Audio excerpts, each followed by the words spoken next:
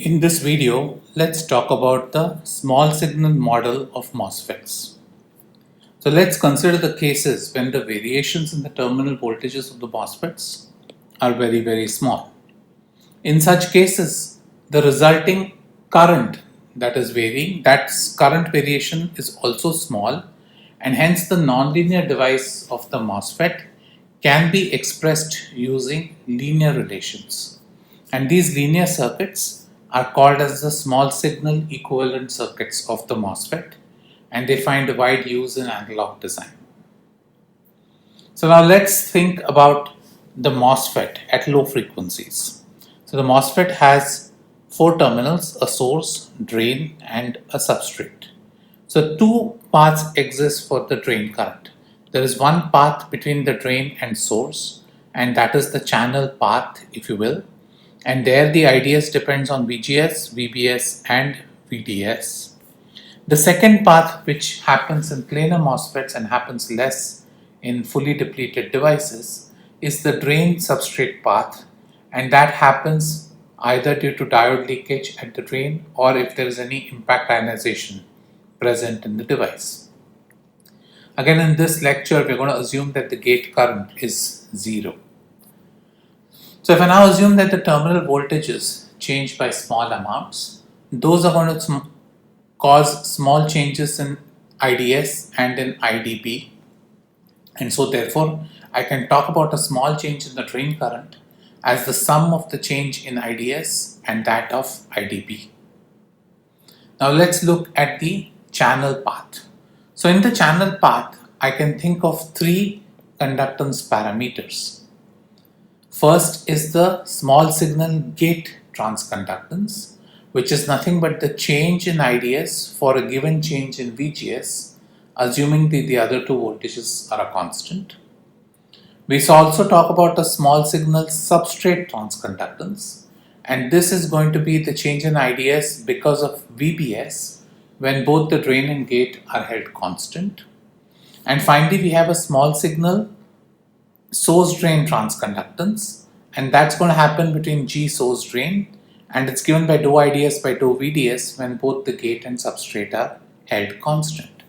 And so at any given point, the change in ID because of the channel path can be written as GM times del VGS plus GMB times del VBS plus GSD times del VDS. So these three values, GM, GMB and GSD, give us all the information about the channel path of the MOSFET. And so therefore, if I'm going to draw a small signal model for this channel path, so here's my drain terminal, my source terminal, my gate terminal and my body terminal. Again, I have these voltages which are changing, a delta VGS, a delta VDS and a delta VBS. So because GM delta VGS is a current between drain and source because of VGS, we model it as a dependent current source. So we model this term as GM times delta VGS as a current source flowing from drain to source. Similarly, the current due to VBS can be modeled as a current source which is related to VBS through the GMB parameter. So both GM and GMB are essentially modeled as voltage dependent current sources from drain to source. GDS on the other hand is basically how the current changes between the two terminals, and so this is modeled as a resistor. Some textbooks instead of GDS use the term R0. So R0 is nothing but 1 by GDS. Now if I look at the small signal model for the drain current, just like how I have it in the channel path, again I have three voltages to worry about the drain substrate path.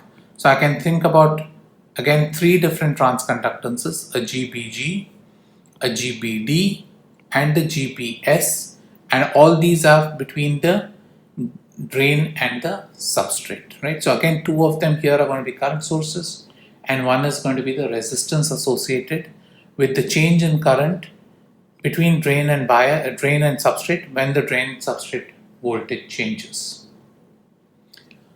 Now if you think about the channel transconductance in a long channel transistor, in the linear region, my GM can be written as mu Cox W by L VDS. whereas in saturation it's given by Gm mu Cox W by L into Vgs minus Vt. Now this is the long channel model. We have to apply corrections to this Gm if we need to consider higher order effects. And so for example, some examples of the higher order effects would be the change in the effective mobility, which is a function of VGS. If channel length modulation is present, that will also affect the transconductance of the device. An example would be, suppose we consider short channel effects and suppose we consider velocity saturation. That if you assume that the device is completely velocity saturated, you essentially see that Gm is independent of the gate voltage or the drain voltage. It's only determined by the mobility and the critical electric field. So there is no terminal voltage dependence on Gm if we assume only that the device is completely velocity saturated. Similarly, if you look at the substrate transconductance, you can talk about two terms. In both these terms, there is one term which is in the linear region and one term which is in the saturation region for the long channel MOSFET. And this GMB comes in because as you change the source to substrate voltage, the effective VT of the device changes, leading to a change in current. Now what we see here is that both GMB in these cases, when we model it, is essentially a multiple of Gm, and related, the constant of proportionality is related to the VSB and the VDS. Now for small VDS, that is when it's in linear region, and small VOV, VOV is nothing but the overdrive voltage, which is Vg minus Vt. A very useful approximation which we use quite often is GMB by Gm, the ratio of the substrate transconductance to the gate transconductance, is just related to the rate of change of threshold voltage to dVSB, which is the body coefficient, which is given by the ratio of the dielectric constants of silicon to oxide and the thicknesses of the oxide and the maximum depletion width of the transistor. So in other words, for most of our applications, when we want to do modeling of GMB, we'll treat GMB as a percentage of Gm. Right? So in most cases, we'll see GMB will have similar dependencies to voltages as Gm. The last is going to be a source drain conductance, which is GDS or R0. And again, in non-saturation, this is going to be a function of the overdrive voltage and VDS. In saturation, very crudely for long channels, I write this as IDS by VA prime. This VA prime is nothing but the early voltage of the MOSFET. If I invoke a model using Dibble, then I can again write GSD roughly as Gm times dou Vt by dou VDS, right? And this is assuming that the entire change in the IV characteristics are coming purely from the change of Vt because of VDS. So the real model is going to be somewhere between these two, but this kind of gives you an idea of what are all the parameters that might impact the source drain transconductance.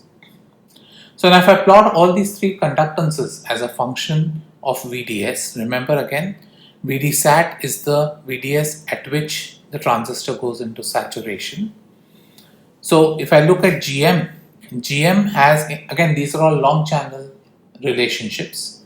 So we see that Gm is proportional to the drain to source voltage in non-saturation, but becomes independent of the drain source voltage in saturation. GMB, which is the source to substrate transconductance, that is a factor of Gm and a much reduced factor. Typically we assume this is around 10 to 20% of Gm, and this relationship just follows the Gm relationship. And third we have is the GDS, or the conductance between the drain and source. Again, we see that the conductance drops from a very high value at 0, where the MOSFET actually looks like a resistor, all the way down in saturation, where the MOSFET resembles a current source. And so the conductance drops to as low as possible. Now if I look at the drain substrate path, the drain substrate path kicks in only if there is a high field action happening in this drain junction, right? So normally when the MOSFET is on, the maximum electric fields the electron sees happen to be in this region of the MOSFET. And if impact ionization occurs in this, then you're going to get an additional current flowing from the drain, which is not going to go to the source, but instead going to go to the substrate.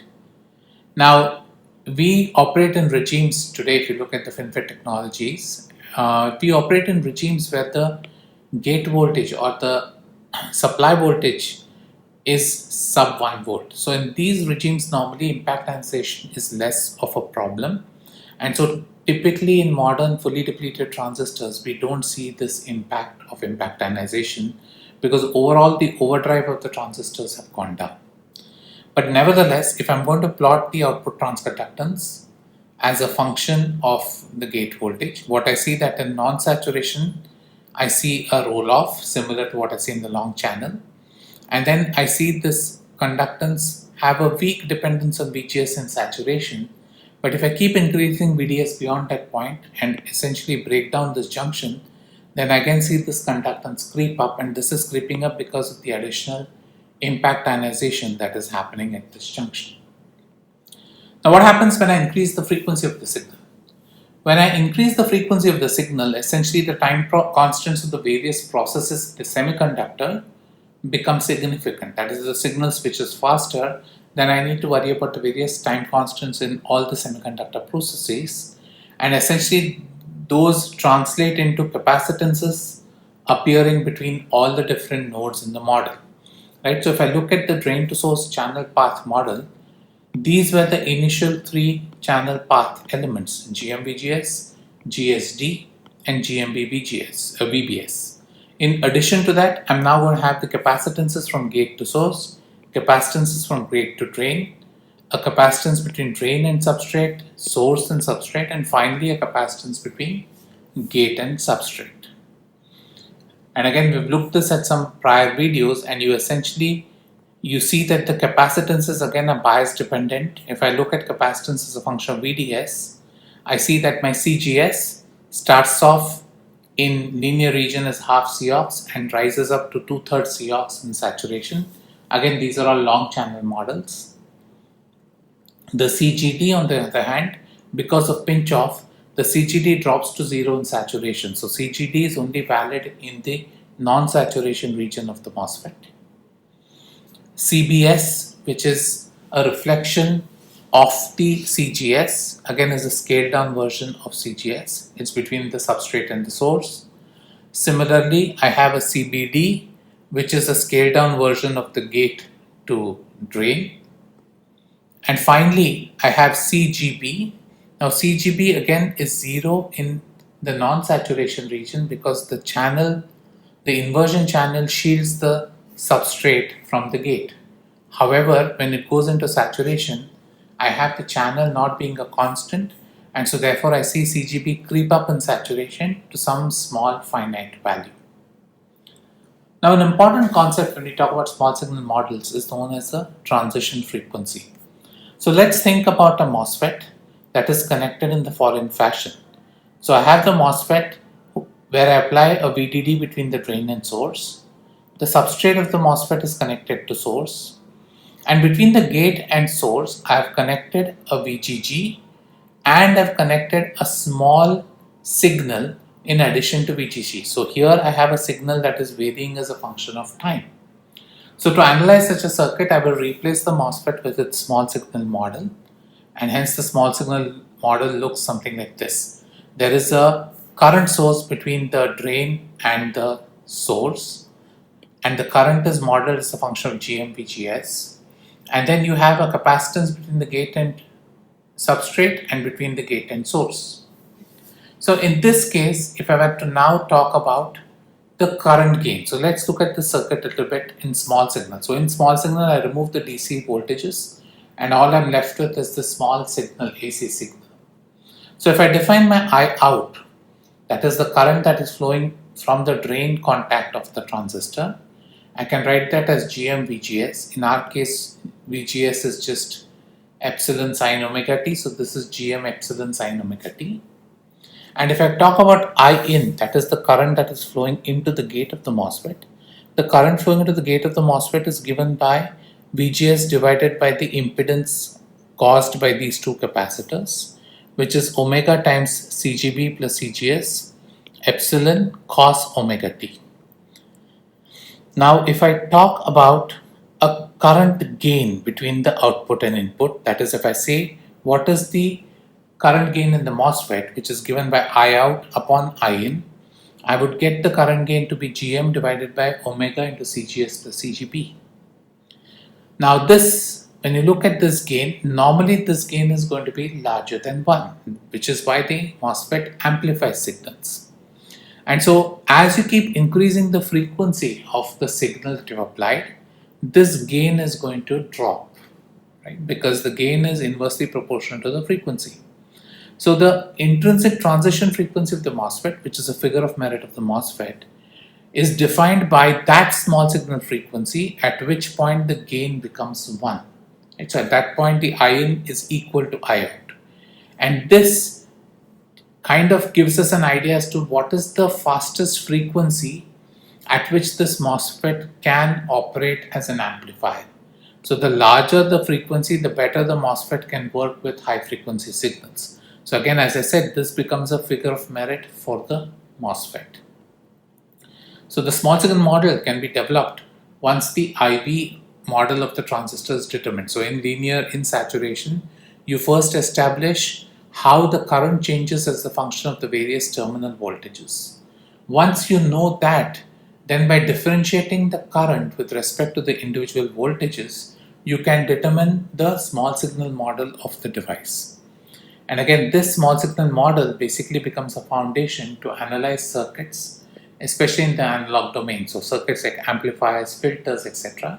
We'd use this analysis to determine the output of all those various circuits.